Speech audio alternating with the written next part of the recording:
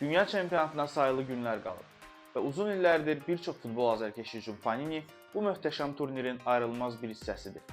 Bəs futbola hədsiz sevginin rəmzi olan Panini əslində nədir? Panini qardaşları tərəfindən ilk dəfə 1961-62 mövsümündə Calciatore adı altında Serie A-ya həsr olunmuş albom, futbolçuların simalarını əks etdirən stikerlər şəklində azarkeşlərə təqdim olunmuşdur.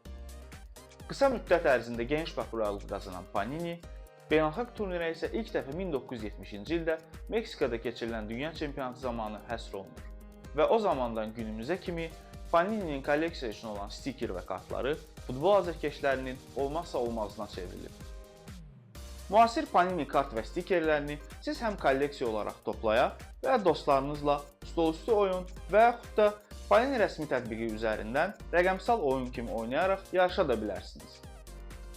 Panini kartları həmçinin ciddi kolleksionerlər üçün gözəl yatırıma çevrilməyi də bacarıb. Belə ki, nadir tapılan bəzi Panini kartları həraclarda bir neçə 100 avrodan bir neçə 100 min avroya da qiymətə satıla da bilir. Əgər bu video sizə maraqlı gəldisə, davamı üçün fikirlərinizi şərhlərdə bildirin.